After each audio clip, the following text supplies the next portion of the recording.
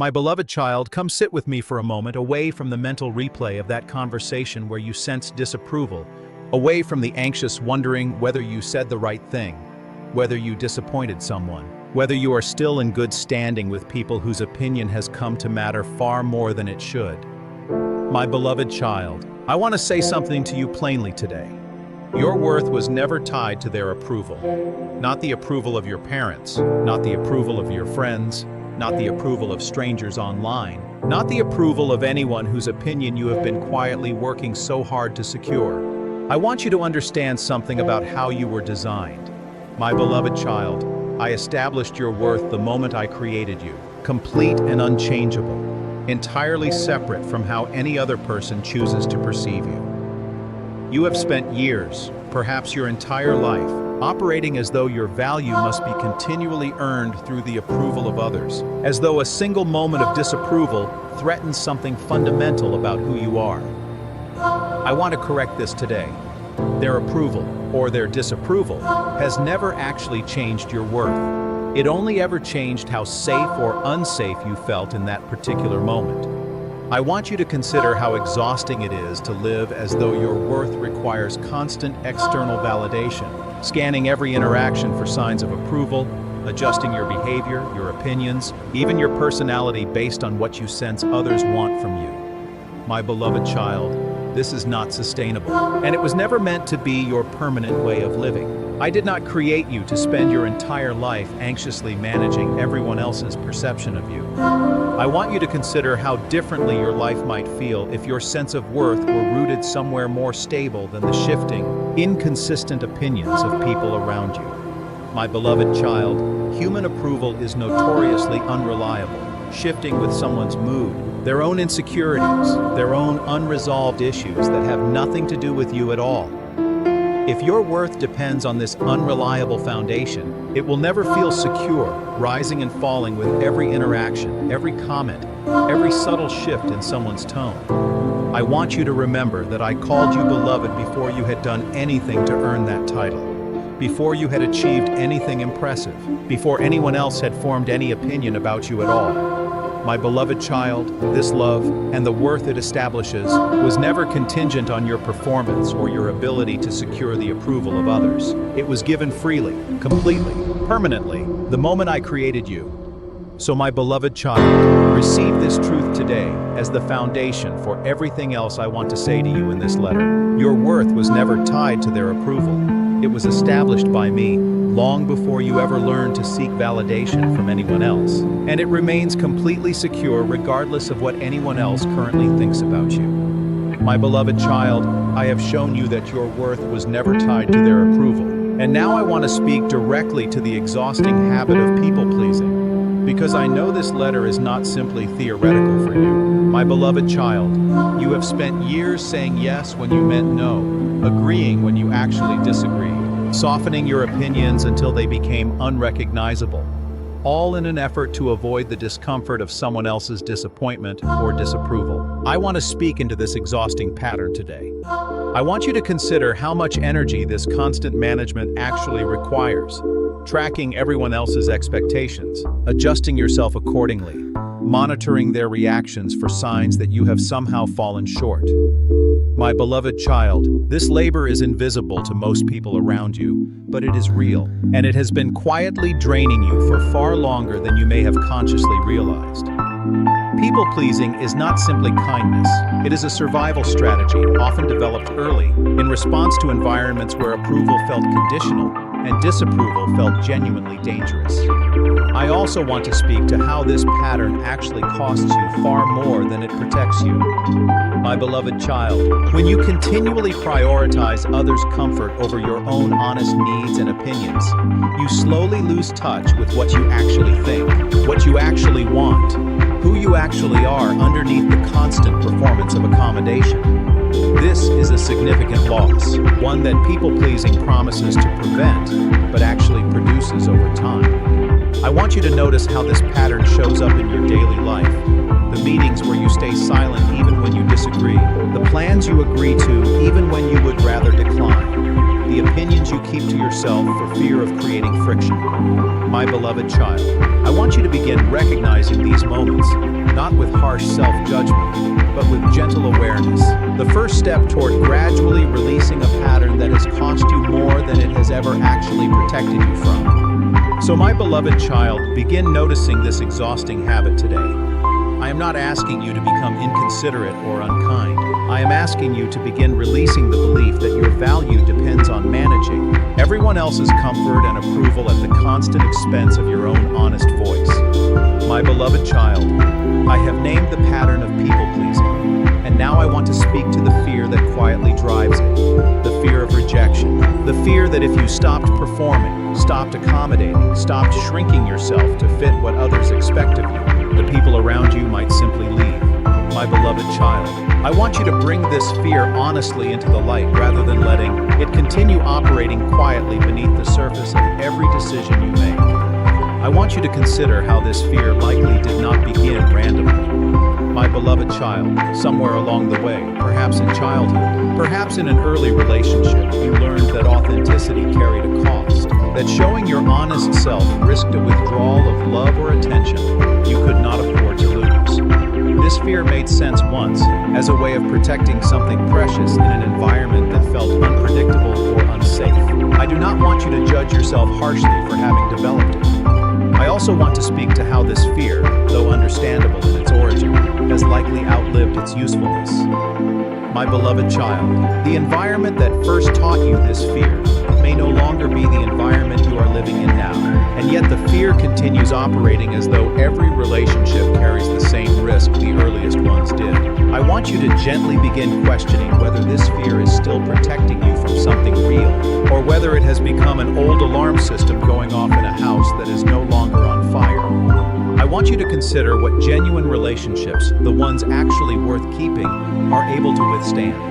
My beloved child, a relationship that only survives because you continually suppress your honest self was never as secure as it appeared. The people who deserve a permanent place in your life are the ones capable of receiving your authentic voice, your honest disagreement, your genuine boundaries, without their affection for you disappearing the moment you stop performing for it. So my beloved child, bring your fear of rejection honestly to me. I am not asking you to abandon every relationship that has been shaped by this fear, but I am inviting you to begin testing, gently and gradually, whether the people around you can hold the real you, not simply the accommodating version you have been offering them out of fear. My beloved child, I have named your fear of rejection, and now I want to speak to the specific weight of comparison, the quiet, constant measuring of your life against everyone else's, their achievements, their relationships, their apparent ease, all viewed from the outside without any access to what their life actually costs them internally. My beloved child, I want you to release this exhausting habit of comparison, not because comparison is a minor issue, but because it is quietly stealing something significant from you. I want you to consider how comparison always operates using incomplete information. My beloved child, you are comparing your full, complicated, internally experienced life against someone else's curated exterior, their highlight reel, their most polished moments, the parts of their life they have chosen to display publicly. This comparison was never fair to begin with, and yet it continues shaping how you feel about your own worth, your own progress, your own life circumstances. I also want to speak to how comparison specifically damages gratitude. My beloved child, when you are constantly measuring your life against someone else's apparent advantage, you lose the capacity to appreciate what is genuinely good in your own life, distracted instead by what appears to be missing when set against someone else's circumstances. This distraction costs you real joy, real contentment, real appreciation for a life that was never actually meant to look identical to anyone else's. I want you to consider that I did not create you to live someone else's life.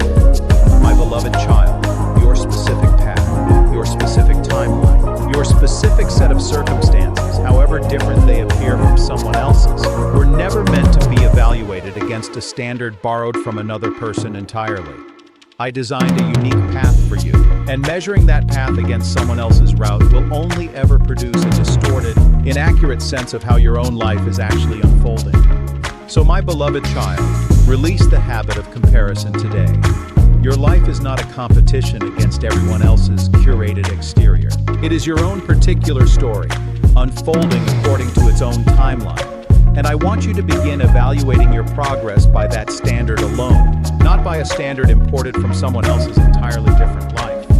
My beloved child, I have released you from comparison, and now I want to speak to the specific exhaustion of perfectionism, the belief that only flawless performance secures your worth, that any mistake, any shortfall, any visible imperfection puts your entire value at risk.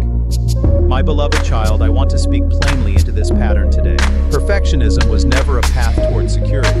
It was always a treadmill, promising rest just beyond the next achievement while never actually delivering it. I want you to consider how perfectionism actually operates in your daily life. The projects you delay because they do not yet feel flawless enough to share. The mistakes you replay for hours long after anyone else has forgotten them. The relentless internal critic that notices every shortfall while barely acknowledging genuine progress.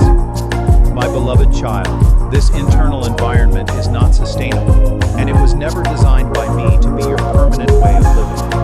I also want to speak to the specific lie underneath perfectionism, the belief that flawlessness is actually achievable, that if you simply work hard enough, plan carefully enough, control enough variables, you can finally arrive at a version of yourself immune to criticism or failure. My beloved child, this lie keeps you perpetually striving towards something that does not exist. Perfection was never available to any human being, and continuing to chase it will only ever produce exhaustion, rather than the security you are actually seeking. I want you to consider what would become possible if you released this impossible standard. My beloved child, imperfect effort, honestly offered, is not a lesser version of what you could have produced. It is simply what genuine human effort actually looks like, and I am far more interested in your honest, imperfect participation in your own life than I am in a flawless performance you were never designed to sustain indefinitely. So my beloved child, release the exhausting standard of perfectionism today. Your worth was never dependent on flawless performance. It was established completely, permanently, the moment I created you, entirely separate from how well or how poorly any particular project, relationship, or season of your life happens to unfold. My beloved child, I have released you from perfectionism, and now I want to speak to the specific difficulty of setting boundaries, the discomfort you feel even considering the word no, the guilt that arrives almost instantly whenever you imagine disappointing someone by declining a request. My beloved child, I want you to understand something important about boundaries today. They are not selfish. They are not unloving. They are simply the honest communication of your actual capacity, and honoring that capacity is not a betrayal of the people around you. I want you to consider how boundaries actually function in healthy relationships. My beloved child, a boundary is not a wall built to keep people out. It is more like a fence around a garden, protecting what is growing inside so it has room to flourish rather than being trampled by every passing demand. Without boundaries, even good relationships eventually become depleting because nothing is being protected, nothing is being preserved, and eventually you have nothing left to offer anyone, including yourself. I also want to speak to the guilt that so often accompanies early attempts at boundary setting. My beloved child, this guilt does not necessarily mean you are doing something wrong. It often simply means you are doing something unfamiliar, something your nervous system has not yet learned to associate with safety. Guilt in this context is frequently a signal of change rather than a signal of genuine wrongdoing, and I do not want you to mistake discomfort for evidence that you have made a mistake. I want you to consider what your life might look like with healthier boundaries in place. More energy available for the relationships and commitments that genuinely matter to you. Less resentment building quietly beneath the surface of obligations you never actually wanted to accept. More capacity to show up fully for the people and causes you have deliberately chosen, rather than the ones you have simply failed to decline. My beloved child, this is not selfishness. This is stewardship of the one life I have given you. So, my beloved child, begin practicing boundaries today, gently, gradually, without requiring yourself to become perfectly assertive overnight. Small no's honestly offered are a genuine act of self-respect, and I want you to begin treating them as such rather than as evidence of some character flaw. My beloved child, I have spoken to the difficulty of boundaries, and now I want to speak to the harsh inner critic that so many of you carry. The voice that speaks to you in a tone you would never tolerate from another person, calling you stupid for a simple mistake, lazy for needing rest, worthless for a single failure that anyone else would recognize as an ordinary, forgivable part of being human. My beloved child, I want you to notice this voice clearly today, because noticing it is the first step toward no longer mistaking it for truth. I want you to consider where this harsh internal voice likely originated. My beloved child, few people are born speaking to themselves with this kind of cruelty. This voice was usually learned, absorbed from critical messages received somewhere along the way, whether from a parent, a teacher, a culture that equated harsh self-criticism with discipline or high standards. I want you to recognize that this voice, however familiar it has become, was never actually mine, and it was never actually true. I also want to speak to the specific lie this inner critic tells you, the belief that harsh self-criticism is what actually produces improvement, that if you stopped speaking to yourself so cruelly, you would become lazy, complacent, undisciplined. My beloved child, I want to correct this lie directly. Genuine growth is far more often produced by compassion than by cruelty. Harsh self-criticism tends to produce shame, and shame typically leads to avoidance and paralysis, rather than the improvement it falsely promises. I want you to consider what it would sound like to speak to yourself the way you would speak to someone you genuinely loved, someone who had just made the same mistake you are currently criticizing yourself for. My beloved child, I want you to begin practicing this kind of internal voice, not as indulgent self-excuse, but as the same honest, compassionate correction I extend to you whenever you fall short of something you were hoping to achieve. So my beloved child, begin noticing your inner critic today, and begin gently replacing its cruelty with the same compassionate honesty I extend to you. You deserve at least the same kindness from yourself that you would readily offer to anyone else you genuinely cared about. My beloved child, I have addressed your inner critic, and now I want to speak to the specific exhaustion of masking, the performance so many of you have learned to maintain in professional settings, social gatherings, even within your own family, presenting a version of yourself calibrated for approval, rather than the version that actually reflects who you are underneath. My beloved child, I want you to know how tiring this performance has likely become, even if you have grown so accustomed to it that the exhaustion now feels like your normal baseline. I want you to consider how much of your daily energy goes toward maintaining this performance, monitoring your tone, adjusting your opinions, softening your natural reactions, presenting confidence when you actually feel uncertain, presenting calm when you actually feel overwhelmed. My beloved child, this constant calibration is genuinely draining, and the fact that you have become skilled at it does not mean it comes without a real cost to your well-being. I also want to speak to the specific loneliness this masking eventually produces. My beloved child, when the people around you only ever encounter the performed version of you, they cannot actually know you. And being known, genuinely known, is one of the deepest needs I built into you as a human being. A life spent almost entirely behind a performance, however successful that performance appears from the outside, is a lonely life, regardless of how surrounded by people you actually are. I want you to consider what it might look like to gradually allow more of your authentic self to become visible, not recklessly, not without wisdom about which relationships have actually earned that vulnerability, but gradually, intentionally, beginning with the relationships that have already shown some capacity to receive your honesty without punishing it. My beloved child, this is not an overnight transformation. It is a gradual reclaiming of a self you were never meant to hide so completely. So my beloved child, begin considering where the mask might safely come down, even slightly, even in one relationship, even in one small moment of honest disclosure. I want you to be known, not simply approved of, and I am with you as you begin, gradually, to make that kind of honesty more possible in your life. My beloved child, I have spoken to the exhaustion of masking, and now I want to speak to the specific fear of failure. The way a single setback can feel less like a normal part of life, and more like confirmation of some deeper, more permanent inadequacy you have quietly suspected about yourself all along. My beloved child, I want to correct this immediately. A failure is an event.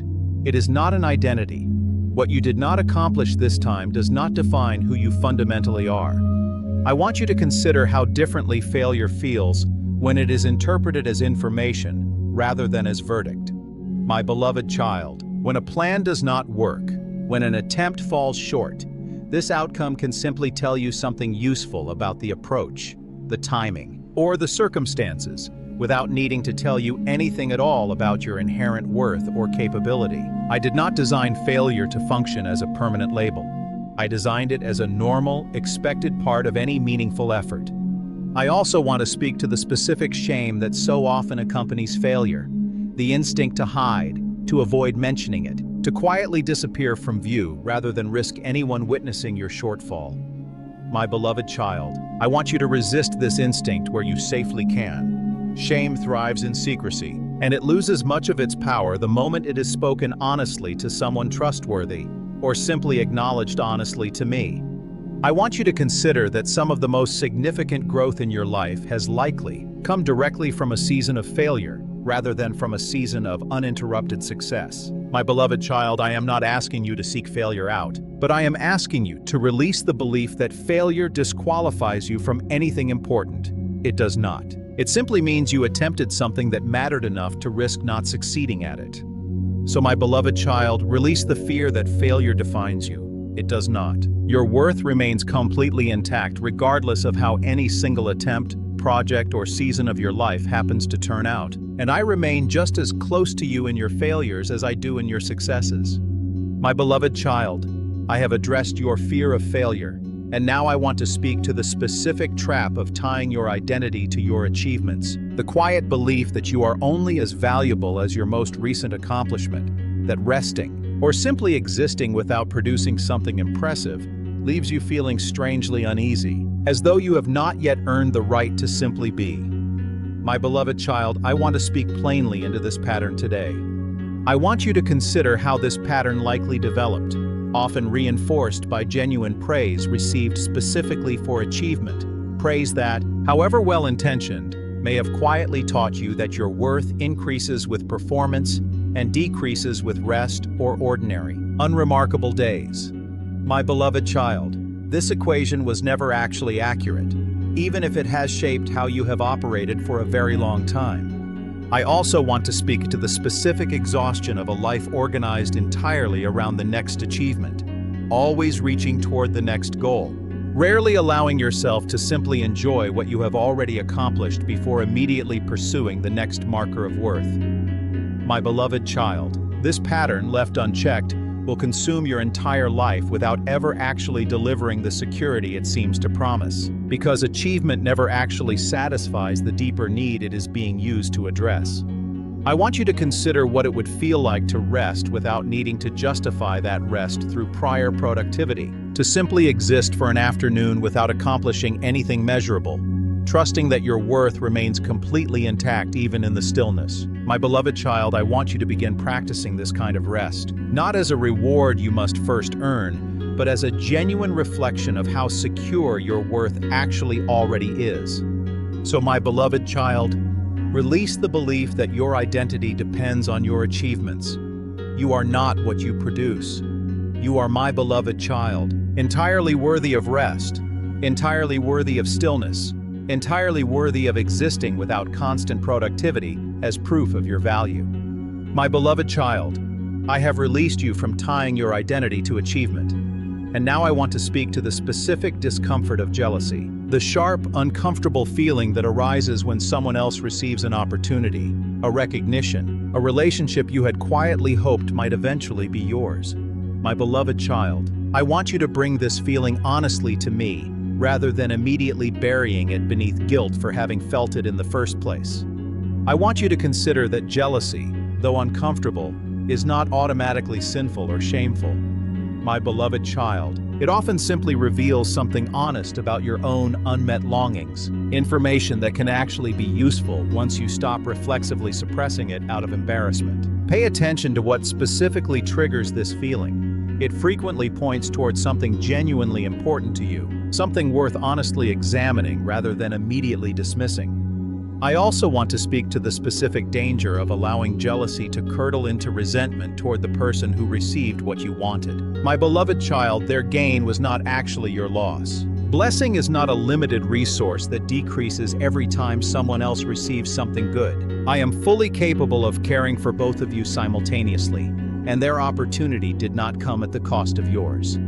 I want you to bring your jealousy honestly to me whenever it arises, naming specifically what you wish were different in your own life, trusting that this honesty is far healthier than either suppressing the feeling entirely or allowing it to quietly damage a relationship that did not actually cause your disappointment. My beloved child, I can hold this feeling with you exactly as I hold every other honest emotion you bring before me. So my beloved child, release the shame of feeling jealous and instead use it as honest information about your own longings, bringing those longings directly to me rather than allowing them to fester into resentment toward people who were never actually responsible for what you are still waiting to receive. My beloved child, I have spoken to jealousy, and now I want to speak to the specific weight of family expectations. The role you were assigned early in life, whether the responsible one, the peacemaker, the high achiever, or the one who quietly absorbed everyone else's emotional overflow so the rest of the family could remain comfortable. My beloved child, I want you to know that this role, however long you have carried it, was never actually your full identity. I want you to consider how these family roles typically form, often assigned in childhood, before you had any real capacity to consent to them, shaped by whatever your particular family system needed at the time, rather than by who you actually were underneath that assigned function. My beloved child, the fact that you have performed this role competently for years does not mean it accurately represents your full identity or your only value within that family system. I also want to speak to the specific guilt that often arises when you consider stepping outside this assigned role, disappointing family members who have grown accustomed to you filling a particular function, whether that function is peacekeeper, caretaker, achiever, or scapegoat. My beloved child, their discomfort with your change does not mean the change itself is wrong. It often simply means the system is adjusting to a shift it did not anticipate and has not yet learned to accommodate. I want you to give yourself permission to exist as more than the role your family assigned you, to disappoint expectations that were never actually fair to place on you in the first place, to define your own identity, separate from whatever function you were expected to fill within that particular family system. My beloved child, you are allowed to grow beyond this role, even if doing so requires some genuine discomfort within relationships that have depended on you remaining exactly as you were. So my beloved child, release the weight of family roles that were never actually your full identity. You are my beloved child first, before any role assigned to you by anyone else. And that identity remains secure regardless of how you choose to grow beyond whatever function your family has come to expect from you. My beloved child, I have released you from your assigned family role. And now I want to speak to the specific exhaustion of measuring your worth through social media. The quiet habit of checking how many people liked a post, comparing your engagement to someone else's, feeling a small but real disappointment when a moment you shared did not receive the response you had hoped for. My beloved child, I want you to notice how deeply this habit has embedded itself into your sense of self-worth, often without your full awareness of how much power you have quietly handed to it. I want you to consider how these platforms are specifically designed to exploit exactly this vulnerability, built by people who understand precisely how to make approval feel urgent, how to make the absence of engagement feel like a small but real rejection. My beloved child, this is not a personal weakness unique to you. It is a system deliberately engineered to produce exactly the anxious checking behavior you have found yourself caught in. I also want to speak to the distorted picture this constant exposure creates, comparing your unfiltered daily experience against everyone else's carefully selected highlights, a comparison that was never fair and never will be, regardless of how much time you spend engaging in it.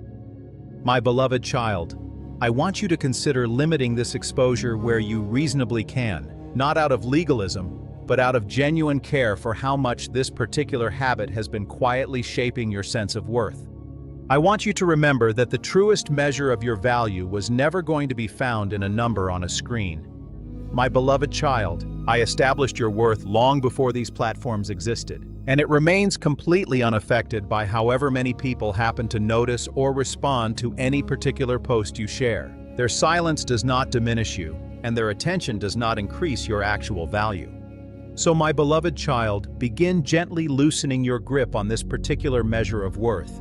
You are not the sum of your engagement metrics. You are my beloved child, valuable regardless of who happens to notice. And I want you to begin remembering this every time you find yourself anxiously checking for approval that was never actually capable of satisfying the deeper need underneath it. My beloved child, I have spoken to the exhaustion of social media comparison, and now I want to speak to the specific pain of feeling like an imposter. The persistent sense that despite genuine competence and real accomplishment, you do not actually belong in the room you have worked so hard to enter, that eventually someone will realize you are not actually as capable as everyone currently believes you to be. My beloved child, I want you to know how common this particular fear actually is, even among people whose accomplishments would seem, from the outside, to leave no room for this kind of doubt. I want you to consider how this fear often thrives specifically in high achievers. People whose genuine competence should logically silence this doubt but somehow never actually does, because the fear was never really about competence in the first place. My beloved child, this fear is often rooted in an old, deeper belief that your worth must be continually proven rather than already secure, and no amount of external accomplishment will ever fully satisfy a fear built on that faulty foundation. I also want to speak to the specific loneliness of carrying this fear silently, assuming everyone else around you feels genuinely confident, while only you are secretly convinced of your own inadequacy. My beloved child, this assumption is usually incorrect. Many of the people around you, however confident they appear, are quietly carrying some version of this same fear, and speaking it honestly, to a trusted person or simply to me, often reveals how widely shared this particular struggle actually is. I want you to consider that competence and confidence do not always arrive together, and that you can be genuinely capable while still feeling uncertain, without the uncertainty actually reflecting the truth of your abilities. My beloved child, I want you to begin separating the feeling of imposter fear from the actual evidence of your competence, trusting the evidence more consistently than you trust the anxious feeling that so often contradicts it. So, my beloved child, release the fear of being an imposter. Your competence is not diminished by your uncertainty, and your worth was never actually dependent on feeling fully confident in every room you enter. I see your genuine ability clearly, even in the moments you struggle to see it yourself. My beloved child, I have spoken to imposter fear, and now I want to speak to how you receive criticism, the way even gentle, constructive feedback can sometimes land like a verdict on your entire worth, rather than simply information about one specific piece of work. My beloved child, I want you to consider why criticism so often feels disproportionately painful, and I want to offer you a gentler way of receiving it going forward. I want you to consider that criticism feels so threatening specifically because it has likely become entangled, somewhere along the way, with a deeper fear about your fundamental adequacy as a person. My beloved child, when feedback about a project or a specific action gets processed instead as feedback about your entire worth, even small, well-intentioned criticism can feel unbearably heavy, disproportionate to what was actually being communicated. I also want to speak to the specific defensiveness that sometimes follows this disproportionate pain, the urge to argue, to explain, to protect yourself from criticism that felt more threatening than it was actually intended to be. My beloved child, I want you to gently notice this defensive reaction when it arises, using it as a signal that the feedback has likely been misinterpreted as a threat to your worth rather than as useful information about a specific piece of work. I want you to practice gradually, separating the feedback itself from your sense of identity, allowing criticism about a project to remain criticism about a project, rather than allowing it to expand into a referendum on your entire value as a person. My beloved child, this separation takes practice, and I do not expect you to master it immediately. I simply want you to begin noticing the difference gently, one piece of feedback at a time. So, my beloved child, receive criticism as information rather than as verdict. Your worth was never actually on trial in that feedback conversation, and I want you to begin extending yourself enough security to hear even difficult feedback without your entire sense of self being threatened by it. My beloved child, I have spoken to how you receive criticism, and now I want to speak to the specific pattern of seeking constant reassurance. The repeated question of whether you are doing okay, whether someone is upset with you, whether a relationship is actually as secure as it appears. A question asked not once but repeatedly, never quite satisfied by the answer you receive. My beloved child, I want you to understand this pattern with compassion rather than frustration at yourself. I want you to consider how reassurance seeking often functions like a temporary relief that never actually resolves the underlying anxiety producing it. My beloved child, each answer provides brief comfort, but the anxiety typically returns shortly afterward, prompting the same question again, because the actual problem was never really about that specific relationship or that specific moment. It was about a deeper insecurity that no amount of external reassurance can permanently satisfy. I also want to speak to how this pattern can unintentionally strain the very relationships it is trying to protect, asking the people you love to continually provide a certainty they cannot actually guarantee, exhausting their patience even when their affection for you remains completely genuine. My beloved child, I do not want you to carry guilt over this pattern, but I do want to gently invite you toward a different source of security, one that does not depend entirely on repeated external confirmation. I want you to consider bringing this specific anxiety to me first, before repeatedly seeking reassurance from the people around you, allowing me to become the steady foundation underneath your security rather than asking any single human relationship to carry the entire weight of that need. My beloved child, people can offer genuine love, but they were never designed to be a bottomless source of reassurance capable of permanently resolving an anxiety this deep. I am able to hold that weight in a way no human relationship was ever meant to. So my beloved child, bring your need for reassurance honestly to me, trusting that my presence with you remains constant, unwavering, and completely secure, regardless of how uncertain any particular moment or relationship might currently feel. My beloved child, I have spoken to reassurance seeking, and now I want to speak to the specific loneliness that sometimes accompanies growing healthier, the strange grief of outgrowing relationships or patterns that once felt necessary but no longer fit the person you are becoming. My beloved child, I want you to know that this particular loneliness, though painful, is not evidence that you are doing something wrong. I want you to consider how growth often requires leaving certain dynamics behind. Relationships built entirely around your old patterns of people-pleasing or reassurance-seeking. Dynamics that function specifically because you were willing to shrink yourself in order to maintain them. My beloved child, as you grow healthier, some of these relationships will naturally require renegotiation, and a few may not survive the change at all. This loss is real, and I do not want you to minimize it simply because the growth producing it was genuinely good.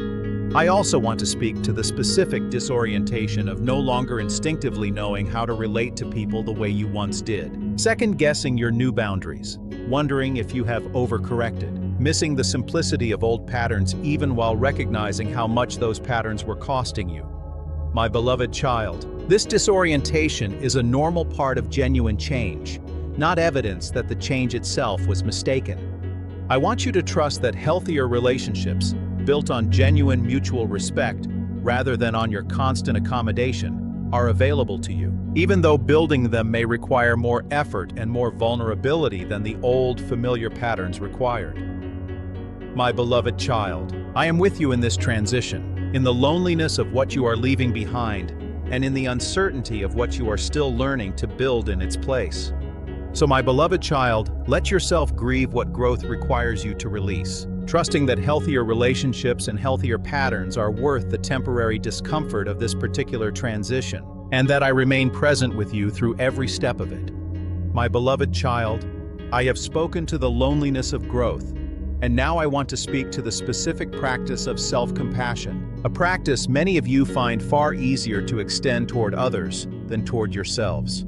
My beloved child, I want you to consider why this asymmetry exists, and I want to invite you toward a more balanced way of treating yourself going forward.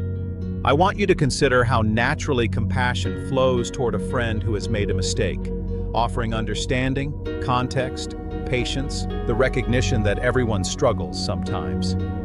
My beloved child, this same compassion is rarely extended inward with the same ease, replaced instead by a harsher internal standard that somehow exempts you from the grace you would readily offer to anyone else in an identical situation.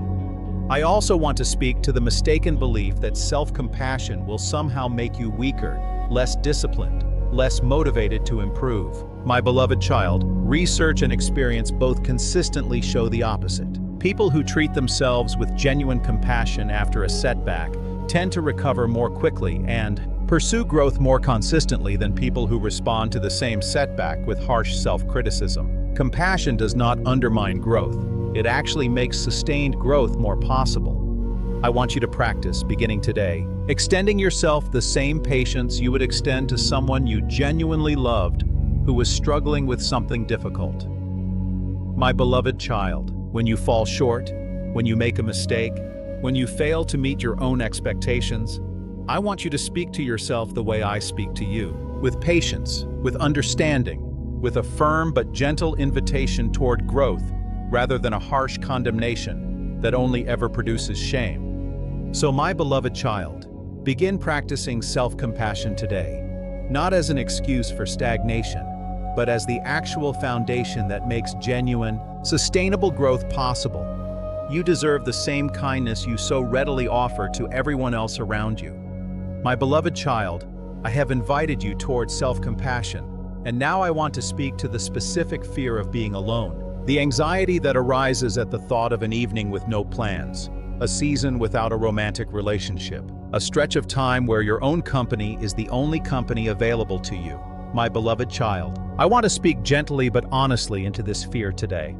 I want you to consider how much of this fear is rooted in the belief that solitude is evidence of some deficiency, that being alone means something has gone wrong, that a full life necessarily requires constant companionship in order to be considered genuinely full. My beloved child, I want to correct this belief. Solitude is not a verdict on your worth or your likability. It is simply a season, one that can, with practice, become genuinely peaceful rather than something to be anxiously avoided. I also want to speak to what solitude can actually offer you. Space to hear your own honest thoughts without the influence of anyone else's expectations. Room to rediscover your own preferences and interests, separate from what a relationship or a social group has shaped them to be. An opportunity to build a genuinely secure relationship with yourself, one that does not depend on constant external company in order to feel complete. My beloved child, this kind of self-relationship is valuable, and it is difficult to build without at least some intentional time spent in solitude. I want you to consider that your capacity to enjoy your own company is not evidence of loneliness, but is actually one of the healthiest foundations you can build for every other relationship in your life. My beloved child, people who are anxious in solitude often bring that same anxiety into their relationships, seeking from another person a security that was always meant to be partially built internally first. I want you to begin building that internal security, gradually, in the quiet, ordinary moments of your own company. So, my beloved child, let solitude become less frightening and more genuinely peaceful. You are not incomplete simply because you are alone in this particular season. You are my beloved child, fully whole, fully valuable, with or without company, and I am present with you even in the quietest, most solitary moments of your life. My beloved child, I have spoken to the fear of solitude, and now I want to speak to the specific weight of shame, distinct from guilt, because I want you to understand the difference clearly. My beloved child, guilt says you did something wrong. Shame says you are something wrong. Guilt can lead to genuine repair and growth. Shame, left unaddressed, tends only to lead toward hiding, isolation, and a deepening conviction that you are fundamentally flawed rather than simply human. I want you to consider which of these two you have been carrying most heavily. My beloved child, many of you have quietly confused the two for years, treating ordinary mistakes as though they were evidence of a permanently damaged identity rather than simply evidence of being human. I want you to begin separating these two experiences clearly, addressing genuine guilt through honest repair, where repair is actually possible, while firmly rejecting shame's false claim that any mistake defines your fundamental worth. I also want to speak to how shame typically thrives in secrecy, growing larger and more distorted the longer it remains unspoken. My beloved child, I want to invite you to bring your shame honestly into the light, whether through honest prayer, through a trusted friend, through a counselor equipped to help you process it. Shame loses much of its power the moment it is spoken honestly rather than carried silently, and I do not want you carrying this weight alone any longer. I want you to remember that I have already addressed the deepest concern shame tries to raise, the question of whether you are fundamentally acceptable. My beloved child, you are. Not because you have never made a mistake, but because your worth was never actually dependent on flawlessness in the first place. I want you to release shame's false verdict today, trusting instead the verdict I have already spoken over you, beloved, valuable, and fully accepted. So my beloved child, release shame's grip on your identity. Whatever guilt remains can be addressed honestly through genuine repair, but shame's claim that you are fundamentally flawed was never true, and I want you to stop carrying a verdict that was never actually mine to begin with. My beloved child, I have addressed shame, and now I want to speak to the specific way validation at work has come to feel like a measure of your entire worth, the performance review that determines whether you feel secure for months afterward, the praise from a supervisor that briefly quiets an anxiety that always seems to return by the following week. My beloved child, I want you to notice how much power you have handed to this particular source of validation. I want you to consider that professional feedback, however important for your actual career development, was never designed to carry the weight of your entire sense of worth. My beloved child, a performance review measures a narrow slice of your output within a specific role, evaluated by people who themselves carry their own limitations, biases, and incomplete perspectives. This measurement is useful for practical purposes, but it was never accurate enough to determine your fundamental value as a person. I also want to speak to the specific danger of tying your identity so completely to your professional performance that a single difficult season at work, a layoff, a demotion, a critical review, threatens to destabilize your entire sense of self. My beloved child, I want you to begin building an identity secure enough to weather professional setbacks without collapsing entirely. An identity rooted in something more permanent than your current job title or most recent performance evaluation. I want you to consider what remains true about you regardless of how your career happens to unfold. Your capacity for genuine relationship, your character, your resilience, your fundamental worth as someone I created and love completely. My beloved child, these things remain intact, whether you are thriving professionally or struggling through a difficult season. And I want your deepest sense of security to be rooted in these permanent truths rather than in the more volatile, ever-shifting landscape of professional achievement. So my beloved child, release the belief that your worth rises and falls with your professional performance. You are valuable in your successes and in your setbacks alike. And I want you to begin building a sense of identity sturdy enough to hold steady through whatever your career actually brings. My beloved child, I have spoken to workplace validation, and now I want to speak to the specific difficulty of forgiving yourself, holding on to old mistakes long after the people actually affected by them have moved forward, replaying decisions from years ago as though continuing to punish yourself might somehow undo what has already happened. My beloved child, I want you to know that this ongoing self-punishment does not actually produce any of the repair you are hoping it might eventually accomplish. I want you to consider that holding on to guilt long after genuine repair has been made, or long after repair is no longer possible, does not serve justice or accountability. My beloved child, it simply prolongs your own suffering without producing any benefit for anyone else involved. Genuine accountability involves honest acknowledgement and, where possible, honest repair. It does not require an indefinite sentence of self-punishment extending years beyond the original mistake. I also want to speak to the specific belief some of you carry that continuing to punish yourself is somehow a form of respect for whoever was harmed by your mistake, as though releasing the guilt would mean the harm did not matter. My beloved child, I want to correct this belief gently. You can fully acknowledge that something mattered, that a mistake caused genuine harm, while still eventually releasing the ongoing self-punishment that no longer serves any constructive purpose. I want you to bring your unforgiven mistakes honestly to me today, whatever they are, trusting that I am able to receive them fully, to forgive them completely, and to help you extend that same forgiveness toward yourself. My beloved child, I do not want you carrying a weight I have already offered to release you from, simply because you have not yet felt permission to set it down. So my beloved child, begin the process of forgiving yourself today. Whatever mistake you have been carrying, however long ago it occurred, I want you to release the belief that indefinite self-punishment is required in order to honor its weight. Genuine repair matters. Endless self-punishment does not, and I am inviting you to set that particular burden down. My beloved child, as I bring this letter to a close, I want to leave you with the truth that has run beneath everything I have spoken to you today. Your worth was never something to earn, protect, or prove. It was given to you completely, permanently, the moment I created you, and nothing you do, and nothing anyone else thinks of you, can actually take it away. My beloved child, whatever pattern you recognized yourself in throughout this letter, whether people-pleasing, perfectionism, comparison, shame, or the exhausting pursuit of approval, I want you to release it gently, gradually, trusting that you were never actually required to earn what I had already freely given you. So my beloved child, walk forward from here carrying this truth as your new foundation. You are not what others think of you. You are not your achievements, your mistakes, your performance, or your carefully managed image.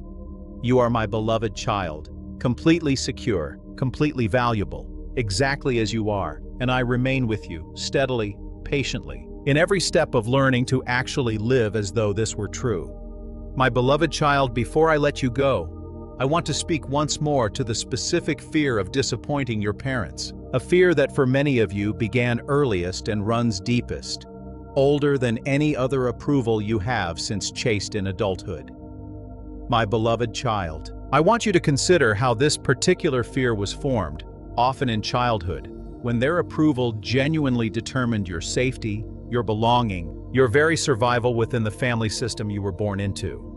I want you to understand that while this fear made sense in childhood, when you were genuinely dependent on their approval for your well-being, it no longer accurately reflects your current reality as an adult. My beloved child, you are no longer that same dependent child. And yet the old fear often continues operating as though disappointing them still carries the same danger it once did. I want you to gently begin questioning whether this fear still serves you the way it once needed to. I also want to speak to the grief some of you carry over parents who remain difficult to please regardless of how much you accomplish or how carefully you behave. A moving target of approval that never quite arrives no matter how hard you work to secure it.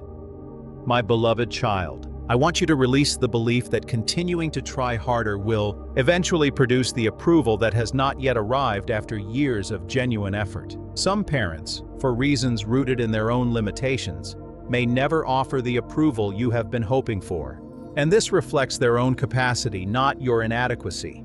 I want you to grieve this honestly if it is true for you, rather than continuing to chase an approval that may not actually be available, redirecting that energy instead toward relationships and toward your relationship with me, where genuine, unconditional acceptance is already fully available to you.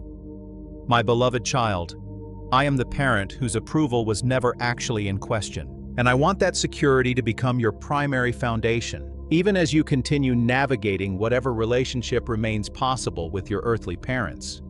So my beloved child, release the exhausting pursuit of parental approval that may never fully arrive, trusting instead in the approval I have already given you freely, completely, permanently, regardless of how your relationship with your parents continues to unfold. My beloved child, I have spoken to the fear of disappointing your parents, and now I want to speak to the specific anxiety of new relationships. The early days of a friendship or romantic connection, when you find yourself anxiously monitoring every text message, every response time, every subtle shift in tone, searching for evidence that you are still valued, still wanted, still safe within this still forming connection. My beloved child, I want you to bring this anxiety honestly into the light, rather than letting it quietly govern how you show up in these early, formative moments. I want you to consider how this anxiety often causes you to present a version of yourself calibrated for maximum acceptance, rather than your actual, authentic self, agreeing with opinions you do not actually hold, hiding interests you fear might seem unusual, minimizing needs you fear might seem like too much. My beloved child, a relationship built on this calibrated performance will always feel somewhat precarious, because the actual you has not yet been given the chance to be received or rejected honestly. I also want to speak to the specific fear of moving too quickly or too intensely, the anxious calculation of how much interest is appropriate to show, how long to wait before responding, whether wanting connection openly might somehow scare someone away. My beloved child, I want you to release some of this calculation. Genuine relationships are rarely built through careful strategic management. They are built through honest presence. And I want you to trust that the right relationships can withstand your genuine enthusiasm without requiring you to artificially restrain it. I want you to bring your anxiety about new relationships honestly to me, trusting that your worth does not depend on how this particular friendship or romance ultimately unfolds. My beloved child, whether this specific connection flourishes or fades, your value remains completely unaffected. And I want you to hold new relationships with an open hand, hopeful but not desperate, interested but not anxiously grasping for a security that was never meant to come primarily from another person.